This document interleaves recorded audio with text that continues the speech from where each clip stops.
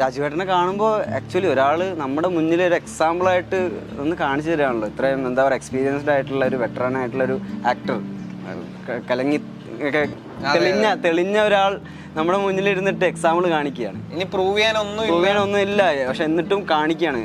ഇപ്പോൾ അതിനിടയിൽ ഒരു സീഷർ വരുന്ന പോലത്തെ ഒരു നമ്മൾ അപസ്മാരം വരിക എന്നൊക്കെ പറയാം. അങ്ങനത്തെ കുറച്ച് സംഭവങ്ങളൊക്കെ സാധാരണ അപസ്മാരം വരുമ്പോൾ നമ്മളൊരു ഒരു മാനറിസങ്ങളൊക്കെ ഉണ്ടാവും. നമ്മൾ നാട്ടിൽ നിന്നൊക്കെ ഞാൻ അസംബ്ലിയിലൊക്കെ നിൽക്കുമ്പോൾ കുട്ടി അങ്ങനെയൊക്കെ കാണാറുണ്ടല്ലോ. പിന്നെ അതേപോലെ ഞാൻ കുതിരവട്ടത്ത് NSS ക്യാമ്പിനൊക്കെ ആയിട്ട് പോയപ്പോൾ അവരിങ്ങനെ പല്ല് കടിക്കുന്നത് കണ്ടിട്ടുണ്ട്. അവിടെ കുറച്ച് മെൻ്റലി കുറച്ച് നിൽക്കുന്ന ചലഞ്ചിങ് ആയിട്ടുള്ള ആൾക്കാരൊക്കെ പല്ല് കടിക്കുന്ന വീട് അങ്ങനത്തെ ഒരു സാധനങ്ങളൊക്കെ ഞാൻ നോട്ടീസ് ചെയ്ത സാധനം ഞാൻ ഈ ഒരു കഥാപാത്രത്തിലേക്ക് എൻ്റെതായിട്ടുള്ള രീതിയിൽ ഇൻകോർപ്പറേറ്റ് ചെയ്യുകയും ചെയ്തിട്ടുണ്ട്. പിന്നെ സാറിനെ കുറച്ച് കറക്റ്റ് അഡ്വൈസ് തന്നു. ഇപ്പോൾ ഒരു പേ പിടിച്ച പോലെ വേണം എന്നൊക്കെ രീതിയിൽ ഞാനിങ്ങനെ ജസ്റ്റ് ഇങ്ങനെ കാണും രാജുവേട്ടനൊക്കെ പോലും. അപ്പോൾ ഒരു കാര്യം കൂടി പറയാനുണ്ടെന്ന് പറഞ്ഞിട്ട് പറഞ്ഞ പോലെ ഒരു വണ്ടറടിച്ചു എന്താ വന്ന ഫിലിമോഗ്രഫി ബ്ലസ്സി സാർ എടുത്തിട്ട് അതുകൊണ്ട് തന്നെ നമുക്ക് മനസ്സിലാവും അത് എത്രത്തോളം ആഴമേറിയതാണെന്നും എത്രത്തോളം ഡീറ്റെയിൽ ചെയ്തിട്ടാണ് സാർ എടുക്കാറുള്ളത് എന്നുള്ളത്.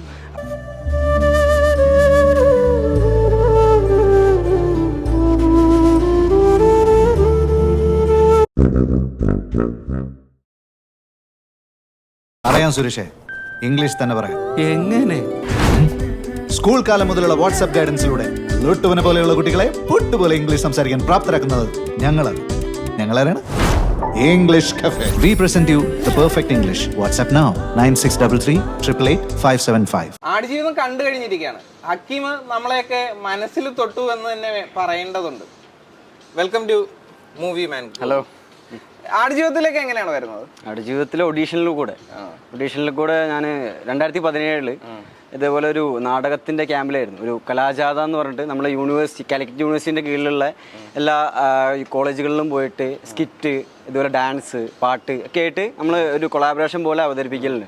അപ്പോൾ അതിൽ ശാന്തേട്ടൻ എന്ന് പറഞ്ഞ നമ്മുടെ കോഴിക്കോടുള്ളൊരു നാടകക്കാരനുണ്ട്. അപ്പോൾ ആ നാടകക്കാരൻ്റെ കീഴിൽ കലാജാഥ ചെയ്തുകൊണ്ടിരിക്കുമ്പോഴാണ് ഇതുപോലെ ശാന്തേട്ടനാണ് കോൾ വരുന്നത്. ഒരു പയ്യനെ വേണം, ഒരു നിഷ്കളങ്കനായ ഒരു ലുക്കുള്ള ഒരു പയ്യനെ വേണം. അപ്പോൾ ഞാനവിടെ പ്രാക്ടീസ് ചെയ്തുകൊണ്ടിരിക്കുകയായിരുന്നു. അങ്ങനെ പോയി ഫോട്ടോസൊക്കെ അയച്ചു കൊടുത്തു. 2 ദിവസം കഴിഞ്ഞപ്പം ഇഷ്ടപ്പെട്ടിട്ട് വിളിച്ചു. ഓഡീഷന് പോയി. അങ്ങനെ ഓഡീഷൻ ചെയ്തു, കിട്ടി. ഈ തിയേറ്ററിൽ നിന്ന് സിനിമ കണ്ടപ്പോൾ ഉണ്ടായിരുന്ന ഒരു വികാരം എന്താണ്? ഫസ്റ്റ് പടം തന്നെ ഈ ഒരു വേൾഡ് ക്ലാസിക് ജോണറിൽ നമുക്ക് ഇല്ലെങ്കിൽ പെടുത്താൻ കഴിയുന്ന തരത്തിലേക്കുള്ള ഒരു ചിത്രമായിരുന്നു. ഈ തിയേറ്ററിൽ നിന്ന് ഇപ്പോൾ ഡബ്ബിങ്ങിന് ശേഷം ഞാൻ ഇന്നാണ് സിനിമ കാണുന്നത്. അപ്പോൾ എല്ലാ ഗ്രേഡിങ്ങും അതിൽ മ്യൂസിക് കയറിയപ്പോഴും എല്ലാം എന്താ പറയുക, ആ ഡബ്ബിങ്ങിൻ്റെ സമയത്തെ ഇതൊരു ഹൈ ക്ലാസ് പ്രൊഡക്റ്റ് ആയിരുന്നു പേഴ്സണലി എൻ്റെ ഒരു ഒപ്പീനിയൻ. അപ്പോൾ ഇപ്പോൾ അത് വല്ലാത്ത രീതിയിൽ എലവേറ്റ് ആയിട്ടുണ്ട് ഇതിനെ വ്യൂവിങ് എക്സ്പീരിയൻസ് എന്നുള്ള രീതിയിൽ. അപ്പോൾ ഇത് ബ്ലസ്സി സാറിൻ്റെ ഒരു എന്താ പറയുക വൺ മാഗ്നം ഓപ്പസ് എന്നൊക്കെ പറയില്ല നമ്മൾ, ആ ഒരു രീതിയിൽ കാണാനാണ് ഞാൻ പേഴ്സണലി കാണുന്നത്. ഈ ഒരു പൃഥ്വിരാജിനെ എപ്പോഴായിരുന്നു മീറ്റ് ചെയ്യുന്നത്? ഞാൻ ഫസ്റ്റ് ഷെഡ്യൂൾ നമ്മൾ മുതലമട വെച്ചിട്ട് റെയിൽവേ സ്റ്റേഷൻ സീക്വൻസ് ഷൂട്ട് ചെയ്തിട്ടുണ്ടായിരുന്നു. അന്നാണ് ആദ്യമായിട്ട് കാണുന്നത്. ഇതിനു മുന്നേ കണ്ടിട്ടില്ല. അഫ്കോഴ്സ് നിങ്ങളെല്ലാവരും പോലെ തന്നെ ഞാനൊരു രാജുവേട്ടൻ ഫാൻ ബോയ് ആണ്. ചെറുപ്പം മുതലേ രാജുവേട്ടൻ്റെ സിനിമകളൊക്കെ കാണാറുണ്ട്. അപ്പോൾ അന്നാണ് ആദ്യമായിട്ട് കാണുന്നത്. ആൻഡ് ഭയങ്കര എന്താ പറയുക, നമ്മളൊരു ന്യൂ കം ആക്ടർ അല്ലാത്ത അങ്ങനെ ഒരു ബിഹേവിയർ ഒന്നുമല്ല, ഒരു കൂടെ വർക്ക് ചെയ്ത കോ ആക്ടർ എന്നുള്ള ഒരു റെസ്പെക്റ്റീവ് സ്നേഹവും കരുതലൊക്കെ എപ്പോഴും തന്നിട്ടുണ്ട്. ഈ ബ്ലസ്സി സാറിന്റെ കാഴ്ച, തന്മാത്ര, ഇതൊക്കെ കണ്ടു കഴിയാൻ നേരത്ത് ഇന്നും നമുക്ക് മനസ്സിന്റെ അകത്ത് ഒരു വിങ്ങല്, പിന്നെയും കണ്ടാൽ പിന്നെയും കരയും എന്നൊക്കെ പറയുന്ന പോലത്തെ ഒരു സംഗതിയാണല്ലോ. മാസ്റ്റർ ക്ലാസ്സും കൂടെയാണ് ഈ ചിത്രത്തിന്റെ ഫിലിമിങ്ങിൽ നമുക്ക് നടക്കുക എന്നുള്ളതല്ലേ. അത് എത്രത്തോളം എക്സ്പ്ലോർ ചെയ്തു, ലേണിംഗ് ആയിരുന്നു? ഇപ്പോൾ ബ്ലസ്സി സാറുടെ ഫിലിമോഗ്രഫി തന്നെ ഇപ്പൊ പറഞ്ഞ പോലെ നമ്മൾ എൻ്റെ ഈ വിരലുകൾ എണ്ണാൻ പറ്റുന്ന ഫിലിമോഗ്രഫി ബ്ലസ്സി സാർ എടുത്തിട്ടുണ്ട്. അതുകൊണ്ട് തന്നെ നമുക്ക് മനസ്സിലാവും അത് എത്രത്തോളം ആഴമേറിയതാണെന്നും എത്രത്തോളം ഡീറ്റെയിൽ ചെയ്തിട്ടാണ് സാർ എടുക്കാറുള്ളത് എന്നുള്ളത്. അപ്പോൾ ആ സാറിനെ സംബന്ധിച്ചിട്ട് ഈ ഒരു സിനിമയ്ക്ക് വേണ്ടി സാർ ഇൻവെസ്റ്റ് ചെയ്ത സമയം അത് ബാക്കി ഏത് സിനിമയേക്കാളും അത്രയും വലുതാണ്. അതിൻ്റെ ഡീറ്റെയിലിങ്ങും കാര്യങ്ങളൊക്കെ നിങ്ങൾക്ക് സിനിമ കണ്ടെന്നുള്ള രീതിയിൽ നിങ്ങൾക്ക് കാണാൻ സാധിക്കും അതിൽ. അപ്പോൾ ആ സെറ്റിൽ ഞാൻ വർക്ക് ചെയ്യുക, സാറിനെ അസിസ്റ്റ് ചെയ്യാൻ കൂടിയിട്ടുള്ളൊരു ഭാഗ്യം എനിക്ക് ഉണ്ടായിട്ടുണ്ട് ഈ ഒരു സിനിമയിൽ. സോ അങ്ങനെ എന്നെ സംബന്ധിച്ചൊരു എന്താ പറയുക, ഒരു കുട്ടി കോളേജിൽ ചേർന്നിട്ട് ബ്ലസ്സി സാറുടെ യൂണിവേഴ്സിറ്റിയിൽ നിന്നാണ് ഞാനിപ്പോൾ പഠിച്ചിറങ്ങിയത്. സോ അതെപ്പോഴും എന്താ പറയുക, അത് ഒരു അച്ചീവ്മെന്റ് ആണ്, ഒരു പ്രൗഡ് മൊമെന്റ് ആണ്. ഈ കേരളത്തിലെ ഷെഡ്യൂളിൽ പൃഥ്വിരാജിനെ കണ്ടു, പിന്നീട് ആ പൃഥ്വിരാജ് തന്നെ ട്രാൻസ്ഫോം ചെയ്ത് ആക്ടിങ്ങിന്റെ അകത്ത് വരുന്ന മൈന്യൂട്ട് ആയിട്ടുള്ള എക്സ്പ്രഷൻസ് പോലും നേരിട്ട് കണ്ട ഒരാളാണല്ലോ. അത് എങ്ങനെ ഉണ്ടായിരുന്നു? നമ്മള് വണ്ടറടിച്ച് നിന്നുണ്ട് ചില സീനുകളിലൊക്കെ. നമ്മള് ഒരുമിച്ച് അഭിനയിക്കുന്ന ഒരു സീക്വൻസ് ഉണ്ട്, നമ്മൾ മീറ്റ് ചെയ്യുന്ന വർഷങ്ങൾക്ക് ശേഷം മീറ്റ് ചെയ്യുന്ന ഒരു സീക്വൻസ് ഒക്കെ ഉണ്ട്. അപ്പോൾ അതിലൊക്കെ രാജുവേട്ടൻ ഇങ്ങനെ തന്നുകൊണ്ടിരിക്കുക. അപ്പോൾ അങ്ങനെ തന്നുകൊണ്ടിരിക്കുന്ന ഒരാളെടുത്ത് നമുക്ക് കൊടുക്കാതിരിക്കാൻ പറ്റില്ല എന്ന് പറയില്ലേ. അപ്പോൾ ഞാൻ കൊടുക്കുന്നു, രാജുവേട്ടൻ തരുന്നു. അത് ഒരു വൺ എക്സ്പീരിയൻസ് ആയിരുന്നു. അത് ഷൂട്ട് ചെയ്യുന്ന സമയത്ത് തന്നെ നമുക്ക് തന്നെ അതൊരു ഇമോഷണൽ ടോളോ ഇമോഷണൽ ഒരു ആയിട്ട് നമ്മുടെ മൈൻഡിൽ മെൻ്റലായിട്ട് അങ്ങനെ പോയൊരു സീക്വൻസ് ഒക്കെ ആയിരുന്നു. അപ്പോൾ ആളിങ്ങനെ എന്താ പറയുക, മുമ്പിൽ ചെന്ന് ആക്ട് ചെയ്യുന്നത് കാണുമ്പോൾ വണ്ടറടിച്ച് പോയിട്ടുണ്ട്. കാരണം ഇത് രാജുവേട്ടൻ ഇങ്ങനെ ഒരു ഫേസിൽ നമ്മൾ ഇന്നേ വരെ കണ്ടിട്ടുണ്ടാവില്ല. ഇതിനിടക്ക് ഈ 16 വർഷമല്ല ജോയിൻ ചെയ്തിട്ട് ഇപ്പൊ 6 വർഷം 6 മുതൽ 6-7. അപ്പം ഇതിന്റെ ഇടക്ക് ഒരുപാട് ഓപ്പർച്യൂണിറ്റീസ് വന്നിട്ടുണ്ടോ? എങ്ങനെയാണ്? അപ്പം ഫസ്റ്റ് ലോഞ്ച് എന്ന് പറയുന്ന സംഗതി ആടുജീവിതം തന്നെയാണോ എന്ന് മനസ്സിൽ മോഹിച്ചൊരു സംഗതിയുണ്ട്, അതിനുവേണ്ടി കാത്തിരിക്കുകയാണ്. ഇപ്പോൾ ഇതിന്റെ ഇടയിൽ ഇതുപോലെ തന്നെ ഒരു 3-4 വർക്കിന് വേണ്ടിയിട്ട് എന്നെ വിളിച്ചിട്ടുണ്ടായിരുന്നു. ഇപ്പൊ ലാസ്റ്റ് റസൂൽ സാറിന്റെ ഡയറക്ടോറിയൽ ഡെബ്യൂ ഒക്കെ അല്ലേ, അതിന് വേണ്ടിയിട്ടൊക്കെ വിളിച്ചിട്ടുണ്ടായിരുന്നു. പക്ഷെ അപ്പോഴൊക്കെ ഞാൻ ബ്ലസ്സി സാറെ വിളിക്കും, സാർ ഒരു ഇത് വന്നിട്ടുണ്ട്, എന്താ ചെയ്യേണ്ടതെന്ന് പറഞ്ഞു. സാർ നീ കാത്തു നിൽക്ക്, നിനക്കുള്ള നീ ചെയ്ത ഹാർഡ് വർക്കിനുള്ള ഒരു ലേബർ അത് കിട്ടും, നീ വെയിറ്റ് ചെയ്യ് ഞങ്ങൾക്ക്. അപ്പോൾ ബ്ലസ്സി സാർ എന്നുള്ളൊരു ഫിലിം മേക്കറിൽ സാറിനെ കാണുന്നതിന് മുന്നേ തന്നെ നമ്മൾ സാറിൻ്റെ ഫിലിമൊക്കെ കാണുന്ന ഒരു സിനിമാ പ്രേമിയാണല്ലോ ഞാനും. അപ്പോൾ ആ രീതിയിൽ ബ്ലസ്സി സാറിൻ്റെ ഫിലിം മേക്കറിൽ എനിക്ക് അത്ര വിശ്വാസം ഉണ്ടായിരുന്നു. ഈ ഇപ്പം പൃഥ്വിരാജ് ഓഡിയോ ലോഞ്ചിൽ പറഞ്ഞിരുന്നല്ലോ എന്റെ ട്രാൻസ്ഫോർമേഷനെ കുറിച്ച് പറയാൻ നേരത്തും ഗോകുലിനെയും കൂടെ മെൻഷൻ ചെയ്യണമെന്ന്. അത് കേട്ട ഒരു മുഹൂർത്തം എങ്ങനെ ഉണ്ടായിരുന്നു? അത് ടോട്ടലി അൺഎക്സ്പെക്റ്റഡ് ആയിരുന്നു കേട്ടോ. ഞാൻ സ്റ്റേജിൽ കയറിയിട്ട് നേരെ ഇറങ്ങി ഇതേപോലെ ആ ടൈമിൽ മലയാള പ്രേക്ഷകർക്ക് ഗോകുൽ എന്ന് പറഞ്ഞ ഒരാൾ അറിയത്തില്ല. ഇല്ല. അപ്പോൾ ഇറങ്ങി ഞാനിങ്ങനെ ജസ്റ്റ് ഇങ്ങനെ കാണും, രാജുവേട്ടനൊക്കെ പോലും. അപ്പോൾ ഒരു കാര്യം കൂടി പറയാനുണ്ട് എന്ന് പറഞ്ഞിട്ട് പറഞ്ഞപ്പോൾ ഒരു വണ്ടറടിച്ചു പോയി. എന്താ വാവ് മൊമെന്റ് ആണ്. അതെ. ഇപ്പം ബ്ലസ്സി സാർക്ക് സ്റ്റോറി അത് നരേറ്റ് ചെയ്യുന്നതൊക്കെ ഞങ്ങൾക്ക് പരിചയമായ ഒരു സംഗതിയാണ്. ബ്ലസ്സി സാറ് എങ്ങനെയായിരുന്നു ഒരു ആക്ടറിനോട് ഇത് നരേറ്റ് ചെയ്യുക, അയാളെ മോൾഡ് ചെയ്യുക, അയാളെ ഗ്രൂം ചെയ്യുക, ഈ ഒരു പ്രോസസ്സ് എങ്ങനെയായിരുന്നു? സാറിന് കൃത്യമായിട്ട് എല്ലാ കാര്യത്തിനും സാറിന് കൃത്യമായിട്ടുള്ള ഒരു ഐഡിയ ഉണ്ട്, വിഷൻ ഉണ്ട് എല്ലാ കാര്യങ്ങൾക്കും. ഇപ്പോൾ എല്ലാ സീനിനും ഒരു ഷോട്ട് എടുക്കുന്നതിന് മുന്നേ ഞാൻ സാറിൻ്റെ അടുത്ത് പോകും. സാർ എന്താ ഷോട്ട് എടുക്കുന്നത് ചോദിക്കും. അപ്പോൾ സാറ് പറയും ഇത് ഇങ്ങനത്തെ ഷോട്ടാണ് എടുക്കുന്നത്. അപ്പോൾ സാർ ഇപ്പോൾ എനിക്ക് കൂടുതൽ സംശയങ്ങളൊക്കെ ഉണ്ടെങ്കിൽ സാറ് തീർത്ത് തരും. ഇപ്പോൾ ഇതിന് മുന്നേ നടന്ന സംഭവം ഇങ്ങനെയൊക്കെയാണ്, ഇത്ര എനർജിയൊക്കെ നിനക്ക് ഉണ്ടാവുള്ളൂ ഈ സമയമൊക്കെ ആകുമ്പോൾ. അപ്പോൾ അങ്ങനത്തെ കുറേ എന്താ പറയുക സാറിൻ്റെ ഒരു വിഷനും കാര്യങ്ങളൊക്കെ നമ്മളോട് പറഞ്ഞു തരും. അപ്പോൾ സാറിൻ്റെ ഒരു നെറേറ്റീവ് രീതിയൊക്കെ ഉണ്ട് ഈ ഷോട്ടിന് മുന്നേ, അത് നമ്മുടെ ഉള്ളിൽ തട്ടുന്ന രീതിയിൽ തന്നെ സാറ് പറഞ്ഞു തരും.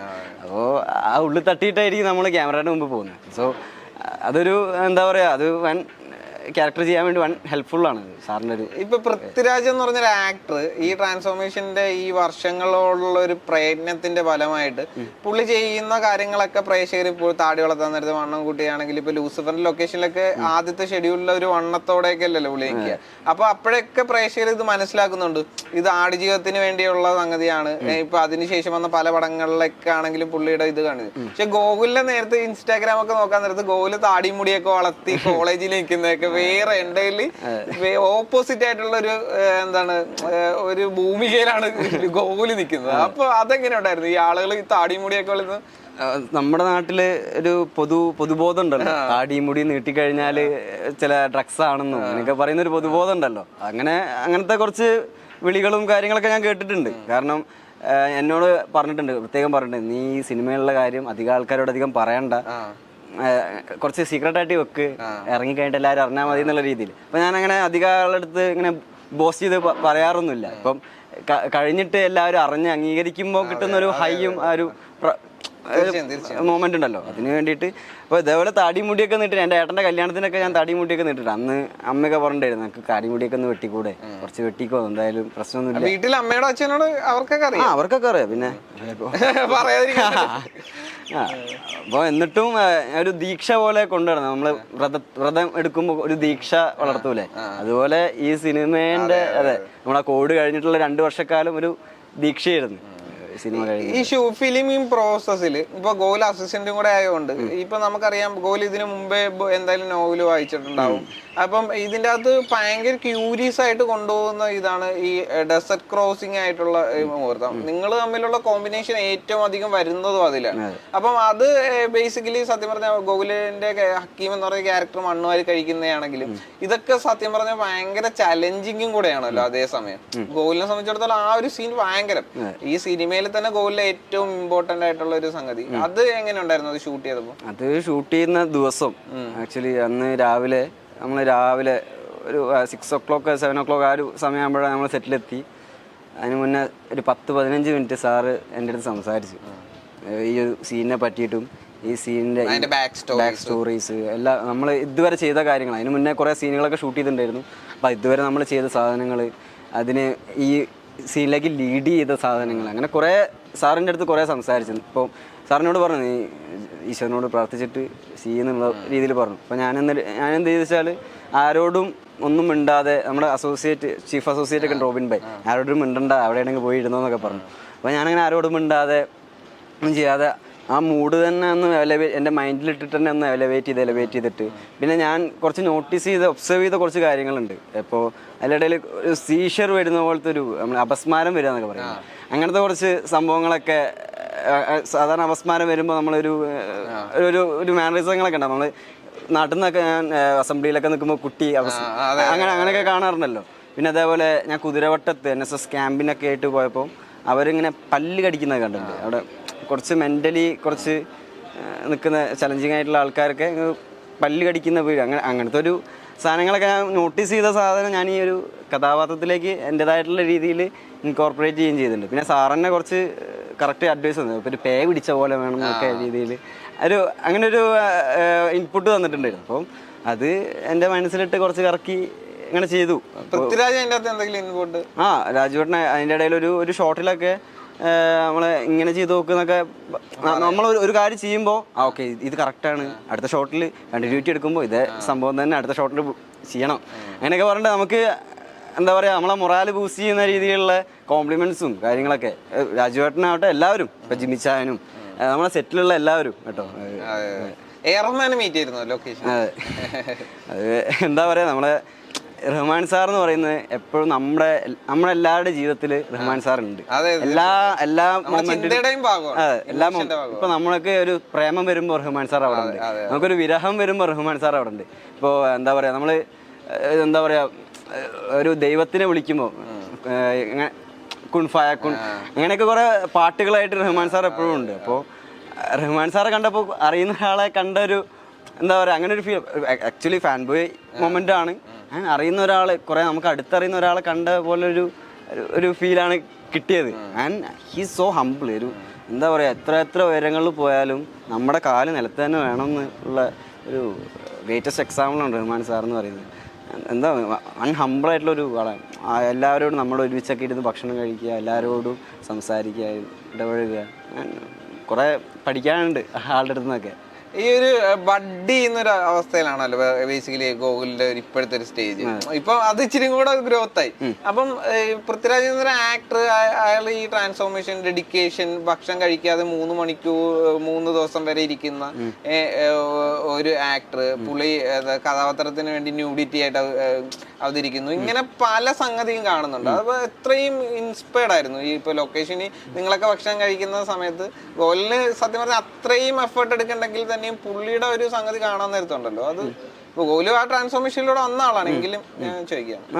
ഇപ്പൊ രാജുവേട്ടനും ഇപ്പൊ ശരിക്കും ഞങ്ങൾ രണ്ടുപേരും തന്നെ അപ്പോ രാജുവേട്ടനെ കാണുമ്പോൾ ആക്ച്വലി ഒരാൾ നമ്മുടെ മുന്നിൽ ഒരു എക്സാമ്പിളായിട്ട് ഒന്ന് കാണിച്ചു തരാണല്ലോ. ഇത്രയും എന്താ പറയുക എക്സ്പീരിയൻസ്ഡ് ആയിട്ടുള്ള ഒരു വെറ്ററൻ ആയിട്ടുള്ള ഒരു ആക്ടർ, തെളിഞ്ഞ ഒരാൾ നമ്മുടെ മുന്നിൽ ഇരുന്നിട്ട് എക്സാമ്പിൾ കാണിക്കുകയാണ്. ഇനി പ്രൂവ് ചെയ്യാനൊന്നും ഇല്ല, പക്ഷെ എന്നിട്ടും കാണിക്കുകയാണ് എൻ്റെ മാക്സിമം കാപ്പബിലിറ്റി ഇതാണ്, ഞാൻ ഏത് ലിമിറ്റ് വരെയും പുഷ് ചെയ്യും എന്നുള്ള രീതിയിൽ കാണിക്കുമ്പോൾ ഒരു ബഡ്ഡിങ് ആക്ടർ എന്ന നിലയിൽ അതാ രാജുവേട്ടൻ കാണിക്കുന്ന എൻ്റെ ലിമിറ്റ്, അതിൻ്റെ അത്രയെങ്കിലും എത്താൻ വേണ്ടിയിട്ടുള്ള ശ്രമം ഞാൻ നടത്തില്ല.